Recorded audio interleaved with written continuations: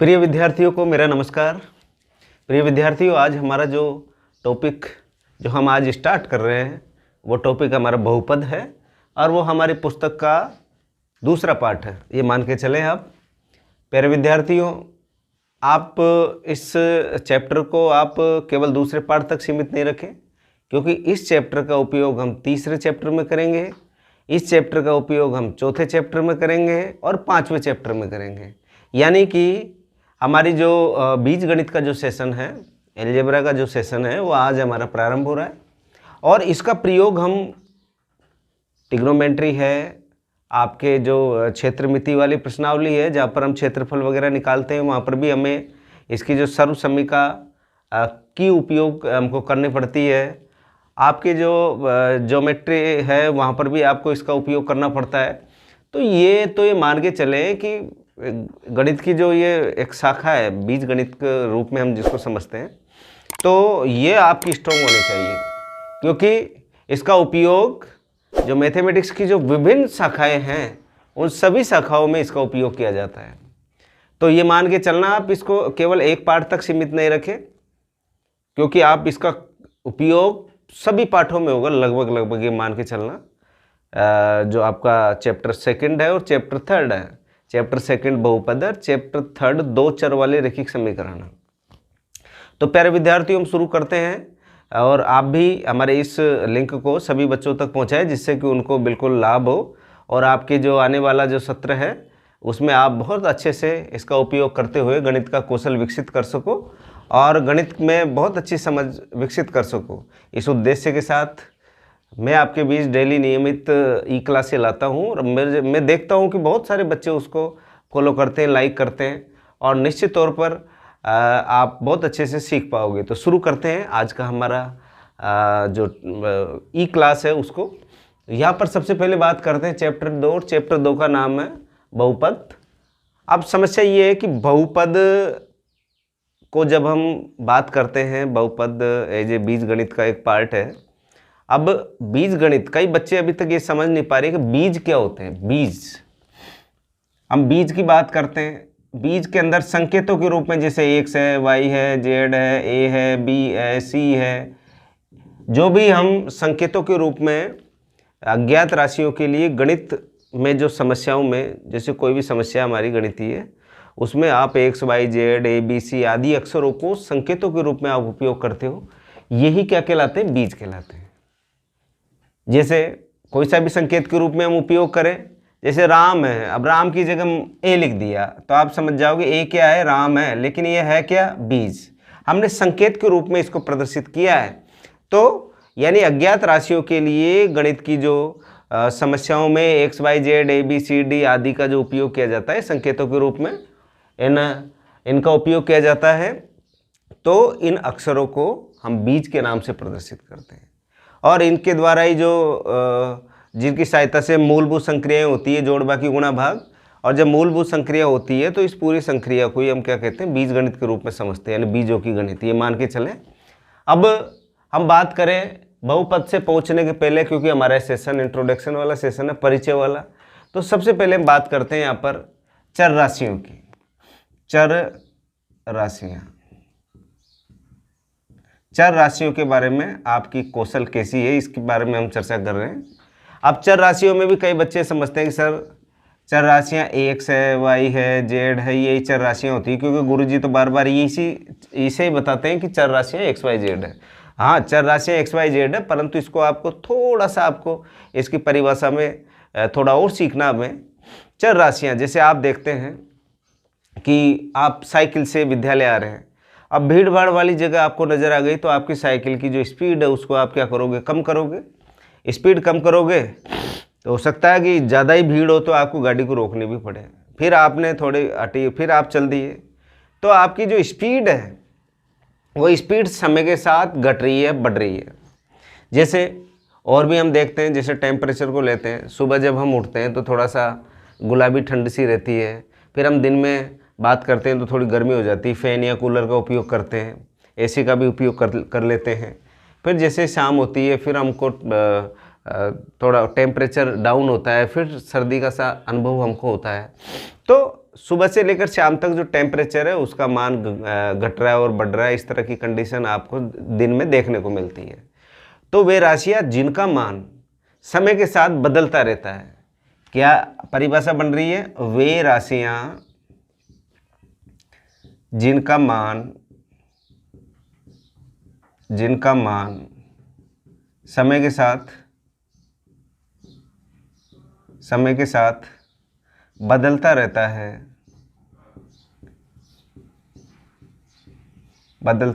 है, वे राशियाँ कौन सी राशि कहलाती है? चर राशियाँ कहलाती है। बदलता रहता है, वे राशियाँ कौन सी राशि कहलाती है? चर राशियाँ कहलाती है। अब जैसे आप कहोगे सर तो ये चाल, हाँ बिल्कुल, आप कहेंगे कि सर तो और भी हम बात करें, जैसे आपने कोई प्रश्न लिया कि माना कि राम की आयु 100 वर्ष है। अब राम की आयु 100 वर्ष है, वो 10 साल पहले की बात करें, 10 साल बाद की बात करें, 10 साल पहले अलग आयु थी, 10 साल बाद में अलग आयु है। जैसे हमने सुबह की बात की, सुबह 6 बजे टेम्परेचर कम था और दिन में 12 बजे की बात की तो टेम्परेचर अधिक हो गया।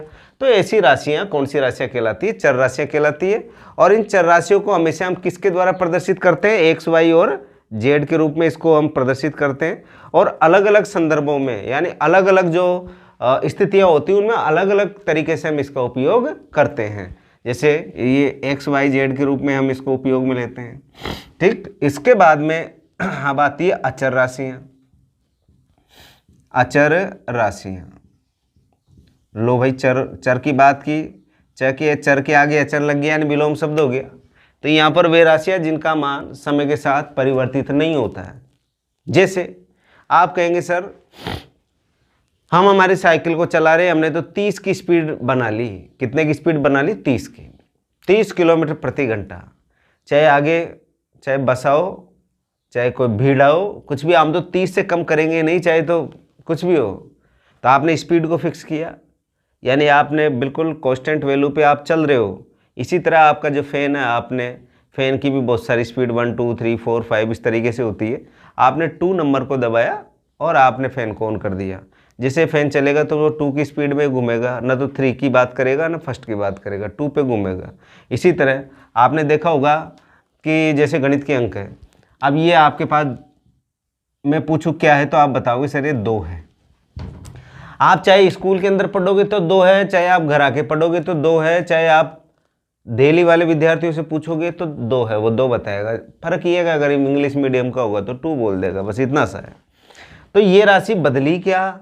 आप कहेंगे सर बिल्कुल नहीं बदली। यानी कि इसका जस्ट अपोजिट, वे राशियां जिनका मान समय के साथ परिवर्तित या बदलता नहीं है, वे राशियां कौन सी राशि कहलाती है? अचर राशियां। तो यहाँ पर लिखेंगे कि वे राशियां जिनका मान समय के साथ परिवर्तित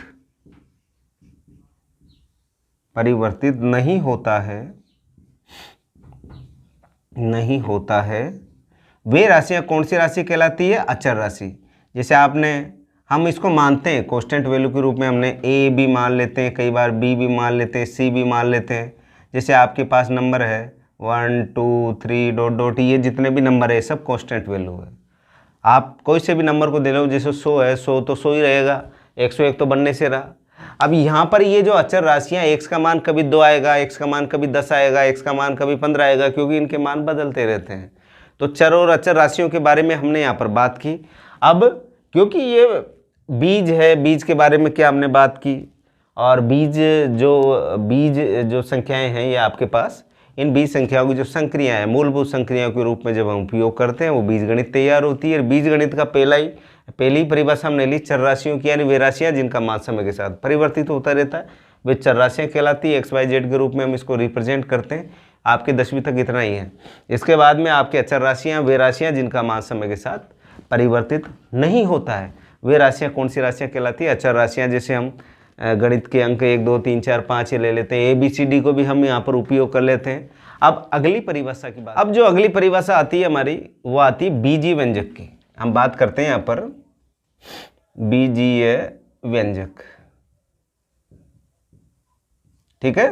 अभी बीजीय व्यंजक की जो परिभाषा हमारी यहाँ पर बनती है कि जब किसी चर और अचर को चारों मूल संक्रियाओं से, कि जब किसी चर और अचर को जब चारों संक्रियाओं के द्वारा बिल्कुल हमको तैयार कर दें, ये चारों संक्रियाओं के साथ हम तैयार कर दें या चारों संक्रियाओं के साथ इसको व्यक्त कर दें, तो वो जो परिभाषा बनती है वो किसकी बनती है? आपके पास बीजीय व्यंजक की। आप कहेंगे सर कैसे? आप इस तरीके से समझे आप इसको कि जैसे कोई भी चर और अचर, आपने राशि ले ली या चर अचर संख्याएं ले ली, जैसे मैंने यहाँ पर ले ली 5x + 1, इसको नीचे लिख लेते हैं 5x + 1। अब आप सीधा सीधा ये समझ जाओगे कि सर ये इसके दो भाग हो गए, एक तो ये वाला भाग हो गया, एक ये वाला भाग हो गया। पहला बार ये आपको x दिख रहा है, क्या है ये? आप कह देंगे सर ये तो आपके चर हैं। एक की बात करेंगे तो ये अचर है। संक्रिया हो रही किसकी? प्लस की। तो आप कह देंगे कि जो आपके पास नंबर तैयार मिल रहा है 5x + 1, यही क्या कहलाता है? बीजीय व्यंजक कहलाता है। तो इस तरीके से आपको यहाँ पर समझना है। तो इसकी परिभाषा को हम समझ रहे हैं। परिभाषा को हमने अभी थोड़ी देर पहले आपको बताया है कि जब किसी चर और अचर को, जब किसी चर और अचर की आपके पास यहाँ पर मैंने परिभाषा बताई है कि जो चर और अचर को चारों मूल संक्रियाओं के साथ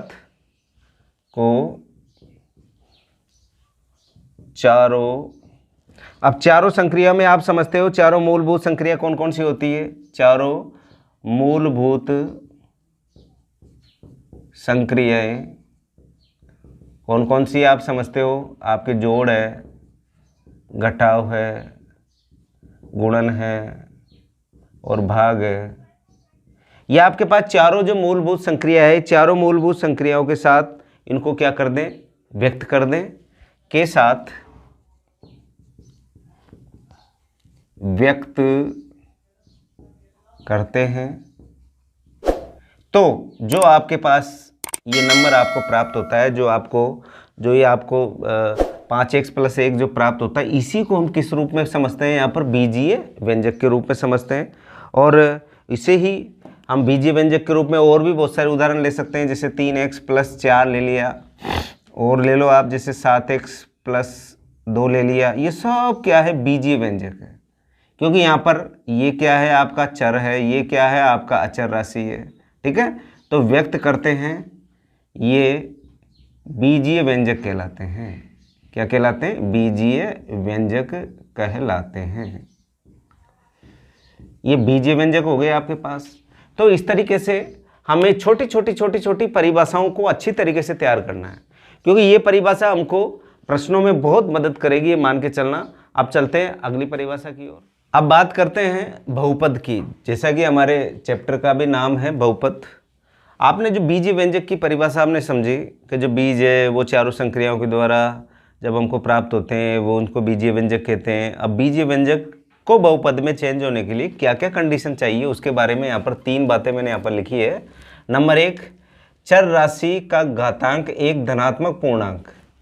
अब आप कहेंगे सर ये धनात्मक पूर्णांक आ गया। लेसन 1 में जब आपका जो चैप्टर फर्स्ट था वहाँ पर मैंने इंटीजर नंबर बताए थे। धनात्मक पूर्णांक यानी वे राशियाँ जिसमें धनात्मक हो, यानी पूर्णांक के अंदर तो ऋणात्मक 0 और धनात्मक आते हैं, बट यहाँ पर बात क्या कह रहा है? वो धनात्मक पूर्णांक हो। तो यहाँ पर घात, जैसे घात 1 हो जाए, घात 2 हो जाए, घात 3 हो जाए, घात 4 हो जाए, यानी कि किस में आने चाहिए? ये चर राशि का घातांक एक धनात्मक पूर्णांक होने चाहिए। अब आपको ये समझ जाना चाहिए कि लेसन जो चैप्टर फर्स्ट मैंने आपको बताया था रियल नंबर, वहाँ पर ये सारी परिभाषा आई थी। तो ये धनात्मक पूर्णांक हो। सेकंड वाली कंडीशन है पदों की संख्या निश्चित हो। ऐसा नहीं है आप इन्फिनिटी तक ले जाए। पदों की संख्या 1 पदी भी हो सकती है, 2 पदी भी हो सकती है, त्रिपदी, 4 पदी, 5 पदी। तो यानी वो पदों की संख्या भी फिक्स होनी चाहिए। और प्रत्येक पद में चर का गुणांक से तात्पर्य है जैसे आपके पास आ गया 2x²। अब x² के गुणांक के आगे जो संख्या है, यह x² का गुणांक जब निकाल रहे हैं तो x² गुणांक कितना होगा? 2। तो ये प्रत्येक पद में चर का गुणांक एक रियल नंबर होना चाहिए, वास्तविक संख्या आनी चाहिए। अब आप ये प्रश्न नहीं कर सकते कि सर ये वास्तविक संख्या क्या होती है, क्योंकि हम बता चुके लेसन फर्स्ट में रियल नंबर का काफ़ी विस्तार से हमने समझाया है।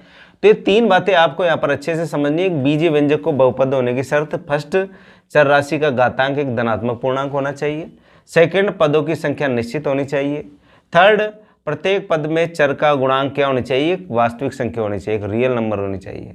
अब वास्तविक संख्या में आपको बताया था मैंने, परिमेय और अपरिमेय संख्या दोनों को एक थैले के रूप में बंद करके बताया था। यानी परिमेय संख्या भी हो, अपरिमेय संख्या भी हो, और दोनों संख्याओं को एक साथ हम इकट्ठा कर दें तो उसको किस नाम से पुकारते हैं हम, रियल नंबर से, यानी वास्तविक संख्या के नाम से। तो ये आपको मैं परिभाषा, इसकी जो तीनों लाइनों की परिभाषा में आपको पहले वाले लेसन बता चुका। बट बीजीय व्यंजक को बहुपद होने की जो कंडीशन है वो कंडीशन नंबर फर्स्ट, सेकंड और थर्ड, ये आपको याद रखनी है। अगर ये तीनों कंडीशन ये बीजीय व्यंजक फॉलो करता है तो आप कह दोगे कि ये क्या कहलाता है, बहुपद कहलाता है। अब इसके भी प्रकार होते हैं, जैसे एक पदी बहुपद, यानी बहुपद के प्रकार, बहुपद के प्रकार। ये लो फर्स्ट, एक पदीय बहुपद, एक पदीय बहुपद। अब जैसा कि नाम से पता है, वह बहुपद जिसका एक ही पद हो, जिसके अंदर क्या हो, एक ही पद हो, वह कौन सा कहलाता है, एक पदीय बहुपद। तो यहाँ पर लिखेंगे वह बहुपद जिसमें केवल एक ही पद हो, तो वह कौन सा कहलाता है, आप कह दोगे एक पदीय बहुपद कहलाता है। इसका इसका एग्जाम्पल आप कोई सा भी ले सकते हो। जैसे मैंने लिख दिया 2x, 1/2 x की घात 2, ठीक है। जैसे मैंने लिख दिया x को y की घात 2, जैसे मैंने लिख दिया t की घात 2। ये सब एक पदीय बहुपद है, क्योंकि यहाँ पर पद कितने नजर आ रहे हैं आपको, एक ही नजर आ रहा है। तो ये सारे के सारे कौन से कहलाते हैं, एक पदीय बहुपद कहलाते हैं। नंबर सेकंड पे आता है आपका द्विपदीय बहुपद। द्विपदीय बहुपद, अब आप कह देंगे सर द्वि, नाम तो द्वि का मतलब दो, पद यानी उसकी स्टेप, और बहुपद आप जानते ही हो। द्विपदीय बहुपद वह बहुपद जिसमें कितने पद हो, आप कहेंगे उसके अंदर केवल 2 पद हो। कितने पद हो, 2। तो यहाँ पर लिखेंगे वह बहुपद जिसमें केवल 2 पद हों, तो वह कौन सा कहलाता है, आप कह दोगे वह द्विपदीय बहुपद कहलाता है। अब एग्जाम्पल आप इसके ले सकते हो, 2 पद में आप कोई सा भी ले लो। जैसे मैंने ले लिया यहाँ पर ax + b, 3x + 7, और ले लो 3x की घात 2 + 1। तो इस तरीके से हमने जो ये बात की, ये आप कह दोगे सर ये कौन सा पद वाला है, हो गया द्विपदीय, आपके पास बहुपद आ गया। इसके अंदर आपने इस तरीके से इसको जमा लिया। और भी आप बहुत सारे एग्जाम्पल्स आप यहाँ पर ले सकते हैं। तो ये द्विपदीय बहुपद आ गया। अब एक और होता है, वो होता है त्रिपदीय। एक हो गया तीसरे नंबर पे त्रिपदीय बहुपद। अब आपको जो ये परिभाषा इसी में से निकाल लो, वह बहुपद जिसमें केवल कितने पद हो, 3 पद हो। तो यहाँ पर लिखेंगे वह बहुपद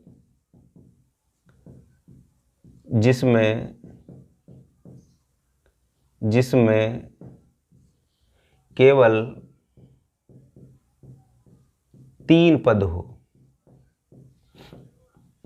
वो कौन सा बहुपद कहलाता है। आप कह दोगे सर सीधे सीधे कि सर वो बहुपद त्रिपदीय बहुपद कहलाता है, इसमें 3 पद होने चाहिए। जैसे आप कोई सा भी लिख दो एग्जाम्पल, जैसे मैंने लिख दिया ax + by + c, ये लिख दिया। एक तो एक ही लिख दिया, जैसे 2x + 4y + 5। अभी इसमें आप बता सकते हो कितने पद है इसके अंदर, आप कह दोगे सर 3 पद है। और जो 3 पद वाले जो बहुपद होते हैं, इन्हीं को त्रिपदीय बहुपद कहलाते हैं। यानी इसमें पद कितने हैं, यहाँ पर 3 हैं। तो कुल मिला के बात यह है कि एक पद है तो एक पदीय बहुपद, 2 पद है तो द्विपदीय बहुपद, 3 पद है तो त्रिपदीय बहुपद। इस तरीके से आपके जो सिलेबस के अंदर कक्षा 10 में यहाँ तक ये त्रिपदीय बहुपद तक और भी है बहुत सारे, हम कह सकते हैं 4 पदीय, 5 पदीय, 6 पदीय, 7 पदीय, लेकिन आपका उपयोग मैक्सिमम इस लेसन के अंदर यहाँ तक ही आएगा। तो इस तरीके से हम इसकी छोटी छोटी परिभाषाओं को पढ़ते हुए आगे बढ़ रहे हैं। आगे बढ़ते हैं अगली परिभाषा की ओर। अभी हमने पदों के हिसाब से हमने बहुपद के प्रकार बात की थी। वहाँ पर एक पदीय, द्विपदीय, त्रिपदीय, एक शून्य पदीय भी होता है, यानी शून्य बहुपद जिसको बोलते हैं, यानी वह बहुपद जिसमें किसका गुणांक आप कहोगे सभी पदों का जो गुणांक क्या होता है, शून्य होता है, वो शून्य बहुपद कहलाता है। अब यहाँ पर बात कर रहे हैं बहुपद की घात के आधार पर बहुपद को भी बांटा गया है। इसकी भी कई परिभाषाएं बन रही है हमारे पास। तो सबसे पहली परिभाषा आती है नियतांक बहुपद। नियतांक बहुपद से तात्पर्य है कि शून्य घात वाला बहुपद। कौन सी घात वाला? शून्य घात वाला, शून्य घात वाला जो बहुपद होता है। अब शून्य घात से तात्पर्य जैसे मैंने यहाँ पर लिख दिया x की घात 0, ये 2x की घात 0। अब आप कह दोगे सर ये शून्य बहुपद है।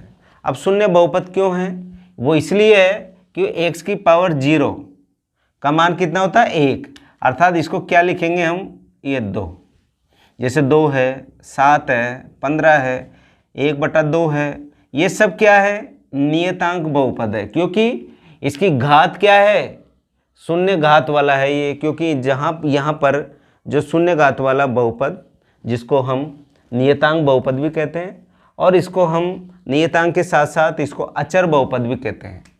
कौन सा बहुपद कहते हैं? अचर बहुपद भी कहते हैं। क्योंकि यहाँ पर चर है, ये नहीं संख्या, देखो ये अचर है, ये भी अचर है, ये भी अचर है, ये भी अचर है, क्योंकि ये शून्य घात वाला बहुपद है, ये मान के चले। ये तो हो गई शून्य वाली बात। अब आती है सेकंड, रेखिक बहुपद।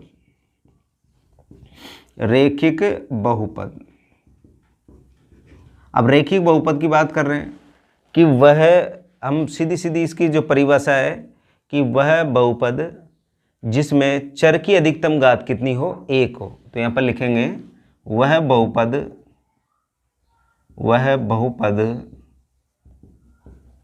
जिसमें चर की अधिकतम घात 1 हो, वह रेखिक बहुपद कहलाता है। रेखिक बहुपद कहलाता है। लो अब करें शुरू। अब जैसे मैंने लिख दिया ax + b। अब आप कह देंगे सर ये a और b तो क्या अचर है, संख्याएं हैं, और ये क्या चर। अभी चर की अधिकतम घात कितनी है? 1। आप कहोगे सर इस पे तो घात लगी ही नहीं है। अरे नहीं लगी, जिसका कोई नहीं होता उसका ऊपर वाला होता है, 1 होता है। तो यहाँ पर हमने कह दिया कि ax + b रेखिक बहुपद है। जैसे हमने लिख दिया यहाँ पर संख्या 2x + 4। अब इस x के ऊपर कुछ भी नहीं है तो 1 मानते हैं हम, तो ये रेखिक क्या हो गया? आपके पास रेखिक बहुपद हो गया। और इसको हम इस प्रकार प्रदर्शित करते हैं रेखिक बहुपद को, जैसे और भी ले सकते हैं हमने। जैसे लिख लिया √3x + 5। अब यहाँ पर x की पावर कितनी है? 1। तो ये सब उदाहरण किसके हैं? रेखिक बहुपद के। यानी रेखिक बहुपद से क्या समझे आप? कि वह बहुपद जिसमें चर की अधिकतम घात कितनी हो? 1। चर ये रहा x, इसकी अधिकतम घात कितनी है? 1 है। और यहाँ पर नियतांक बहुपद में शून्य घात वाला, शून्य घात का अर्थ क्या हो गया? कि वह बहुपद जिसमें चर की अधिकतम घात कितनी है? 0 है, तो वह नियतांक बहुपद कहलाया। इसी तरह रेखिक बहुपद में आपने वह बहुपद जिसमें चर की अधिकतम घात कितनी है? 1 हो, उसको हम रेखिक बहुपद कहते हैं। और जो ये जो आपके पास ये कंडीशन है, ये इसका मानक रूप है, ये ax + b। ये इस जो रेखिक बहुपद है इसका मानक रूप है, ये आपको अच्छे से समझना है। इसके बाद में थर्ड नंबर पे आता है द्विघात बहुपद। द्विघात बहुपद। अब आपको समझना है कि द्विघात बहुपद होता क्या है। इसी से बना लो परिभाषा, वह बहुपद जिसमें चर की अधिकतम घात कितनी हो? 2। तो यहाँ पर लिखेंगे वह बहुपद जिसमें चर की अधिकतम घात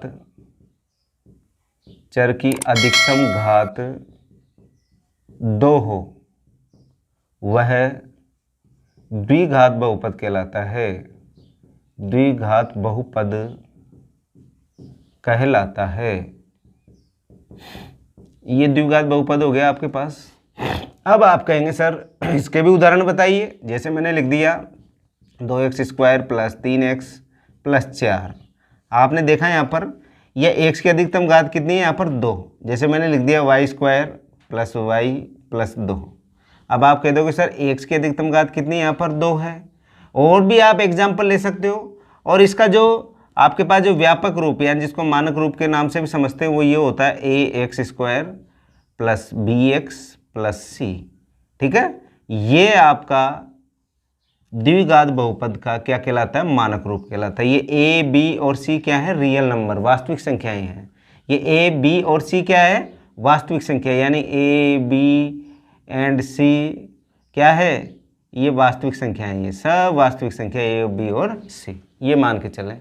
तो ये आपके पास द्विघात बहुपद का आपके पास परिभाषा हो गई कि वह बहुपद जिसमें चर की अधिकतम घात कितनी हो, 2 हो, वह द्विघात बहुपद कहलाता है। इसका एग्जाम्पल हमने लिए हैं और इसका मानक रूप के रूप में हम ax² plus bx plus c के रूप में इसको उपयोग करते हैं। आप देख लीजिए जितनी भी कंडीशन आपको मिलेगी द्विघात बहुपद की वो इसी तरीके की मिलेगी।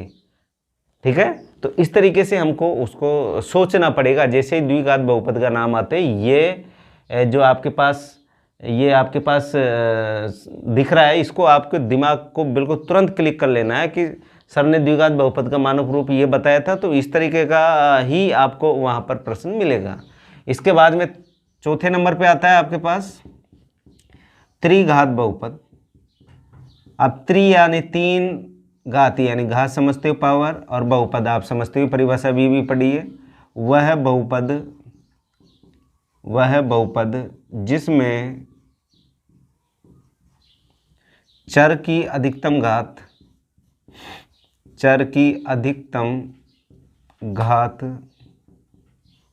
3 हो, वह त्रिघात बहुपद कहलाता है। त्रिघात बहुपद कहलाता है। जैसे मैंने लिख दिया 3x³ plus 2x² plus x plus 2। अब आप देखोगे यहाँ पर, देखो ये क्या है, चर, ये भी चर, ये भी चर। अब 3 चर है, इसमें देखो चर की अधिकतम घात, तो चर की अधिकतम घात कितनी है, यहाँ पर 3 है, तो यही क्या कहलाएगा, त्रिघात बहुपद कहलाएगा। जैसे हमने और लिख दिया यहाँ पर एग्जाम्पल लिख दी, जैसे मैंने लिखा है यहाँ पर ax³ plus bx² plus cx plus d, ये इसका क्या कहलाता है, मानक रूप कहलाता है। किसका, त्रिघात बहुपद का। यानी आपके पास ऐसा नहीं देखना कि यहाँ पर 3 चर है तो ये छोटा, एक चर वाला आप रेखिक बता दो, नो, x की अधिकतम घात, x का तात्पर्य क्या हो गया, चर, समझ गए। ये जो x है ये किसको प्रदर्शित कर रहा है, चर को। यहाँ पर भी x किसको प्रदर्शित कर रहा है, आप कहोगे सर ये चर को प्रदर्शित कर रहा है, तो आप चर की अधिकतम घात कितनी ढूंढनी है, यहाँ पर 3। अब 3 यहाँ पर है तो हमने कह दिया कि ये कौन सा बहुपद है, त्रिघात बहुपद है। अब जो इसे जस्ट अगली वाली प्रश्नावली के अंदर जो हमको पढ़ना है, वहाँ पर यहाँ तो बहुपद पढ़ रहे हैं, वहाँ पर समीकरण पढ़ना है, तो द्विघात समीकरण यहाँ पर क्या हो जाएगा, बराबर 0 लग जाएगा, तो बायां पक्ष और दायां पक्ष आते ही समीकरण बन गया। त्रिघात समीकरण यहाँ बराबर 0 आ जाएगा, तो इस समीकरण बन गया। रेखिक समीकरण यहाँ पर बराबर क्या हो जाएगा, 0 आ जाएगा, तो रेखिक समीकरण बन गया।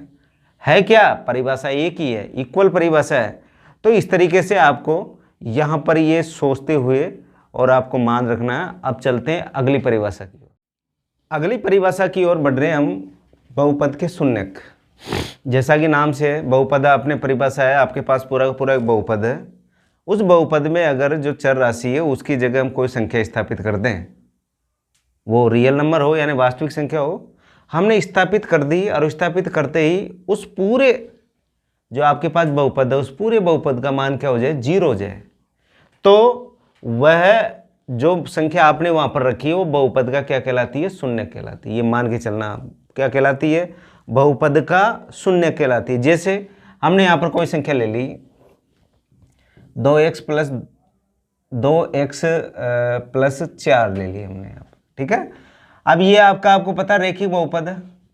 अब इस x की जगह ऐसी कौन सी संख्या रखें कि इसको रखने पर इस पूरे समीकरण का मान क्या हो जाए, इस पूरे बहुपद का मान क्या हो जाए, 0 हो जाए। जैसे आपको निकालना है 4 को इधर ले जाओ, 2x बराबर -4, तो x बराबर -4/2, तो x बराबर कितना आ गया -2। तो आपके पास ये जो बहुपद है 2x + 4, यहाँ पर 2x की जगह क्या लिख दिया -2 + 4, -2 को +2 से गुणा किया तो -4 + 4 बराबर कितना हो गया, 0 हो गया। तो ये आपके पास जो x का जो मान है, आपने x बराबर क्या रखा, x बराबर -2, ये -2 इस बहुपद का क्या कहलाएगा, शून्य कहलाएगा। क्या कहलाएगा, शून्य का। आप कहेंगे सर शून्य का, और हमने यहाँ पर नंबर 1 बात में लिखे हैं कि रैखिक बहुपद का एक और केवल एक ही शून्य होता है, दूसरा नहीं होता इसका। आप और कोई सी भी संख्या रख दो या माइनस नहीं होगा, केवल एक ही होगा। देखो क्या है इसका शून्य, -2, और भी आप ले सकते हो बहुत सारी संख्याएं। तो यहाँ पर शून्य यानी कि जो रैखिक बहुपद है उसमें एक शून्य होता है, यहाँ पर हमने लिखा है। यानी कि उस बहुपद में जो चर राशि है, ये जो चर है x y z जो भी है, उसकी जगह ऐसी संख्या रखो कि वो पूरा बहुपद क्या हो जाए, 0 हो जाए। तो वो क्या कहलाता है, वो संख्या जो आपने उस बहुपद में रखी है, वह संख्या यदि उस बहुपद का मान 0 कर देती है तो उस संख्या को हम क्या कहते हैं, बहुपद का शून्य कहते हैं। जैसे कि मैंने वहाँ पर आपको एग्जाम्पल में समझाया। जो रैखिक बहुपद होता है उसका केवल एक शून्य होता है। इसके बाद में जो द्विघात बहुपद होता है इसके कितने शून्य होते हैं, 2 शून्य होते हैं। और जो त्रिघात बहुपद होता है उसके कितने शून्य होते हैं, 3 होते हैं। और यहाँ पर नोट डाल के लिखा है कि ये जरूरी नहीं कि कोई भी बहुपद जितनी घात का हो उस पर उतने ही शून्य हो। जैसे मैंने ये लिखा y² + y1। अब आप कहोगे इसमें शून्य निकालो, रखो मान, 0 रखोगे तो भी 1 बचेगा, 1 रखोगे 1 का स्क्वायर, 1 और 1 2 रखेगा, माइनस के रखेंगे तो ये जैसे -1 का स्क्वायर प्लस -1 और +1, माइनस का स्क्वायर क्या हो गया, 1 हो गया, ये -1 और ये प्लस का 1 इससे कट गया तो 1 बचा, फिर भी शून्य नहीं हुआ। तो ये जरूरी नहीं कि उतने ही शून्य को, तो ये जानकारी में रखना है आपको, नोट वाली कंडीशन भी। हालांकि ये वाली कंडीशन पूरी फॉलो होनी है। ये अपवाद के रूप में कुछ ऐसे आपके पास है जिससे कि यहाँ पर उतने शून्य प्राप्त नहीं होंगे। जैसे यहाँ पर तो ये देखो y² + y + 1। अब आप बताओ इसका क्या होगा शून्य। आप कह देंगे सर इसका शून्य निकलेगा नहीं, क्योंकि ये पूरा कोई सा भी मान रखो, 1 रखो, 2 रखो, 3 रखो, कुछ भी रखो, यहाँ पर 0 प्राप्त नहीं हो रहा। तो इस तरीके से ये हमारी जो बहुपद की शून्य की हमने यहाँ पर परिभाषा को सीखा। यानी कि कोई सा भी बहुपद हो उसमें चर जो राशि है, वहाँ चर राशि की जगह यानी x y z p q r जो भी आप चर मान रहे हो, वहाँ पर अगर आपने किसी भी वास्तविक संख्या को रख दिया, रियल नंबर को रख दिया या किसी संख्या को रखा, तो वो बहुपद का मान क्या हो जाए, 0 हो जाए। तो ऐसी कंडीशन में जो संख्या आपने उस बहुपद में रखी है वही संख्या उस बहुपद का शून्य कहलाती है। ये मान के चलना। जैसे रैखिक समीकरण है तो रैखिक बहुपद है तो 1 होगा शून्य, द्विघात बहुपद है तो 2 होगा, त्रिघात बहुपद है तो 3 होगा। बट यहाँ पर एक कंडीशन लिख दी हमने, जरूरी नहीं कि कोई बहुपद जितनी घात का हो उस बहुपद के उतने ही शून्य होंगे, ये जरूरी नहीं है। आप इसको कोई यूनिवर्सल ट्रूथ मत समझ लेना। तो ये हमने ये तीसरी कंडीशन यहाँ पर लिखी है। इस तरीके से आज हमने यहाँ का जो इस प्रश्नावली 2 है इसका एक सामान्य सा परिचय हमने लिया है। यही परिभाषाएं आपको अगली प्रश्नावली में काम में आएगी, प्रश्नावली 3 में 2 चर वाले रैखिक समीकरणों में। तो इन प्रश्नावलियों के जो ये परिभाषाएं हैं, इन परिभाषाओं को आप अच्छी तरीके से तैयार कर लें प्यारे विद्यार्थियों, क्योंकि बीजगणित है और बीजगणित का उपयोग सभी गणितों के जो ब्रांच है, ये गणित है जिसकी सभी ब्रांचें उनमें उपयोग में होता है। कल हम इस प्रश्नावली की जो 1.1 है उसको शुरू करेंगे और 1.1 के बाद में हम कल ही 1.2 को शुरू कर देंगे। वो सॉरी 2.1 को शुरू करेंगे, फिर कल ही 2.2 को शुरू कर देंगे।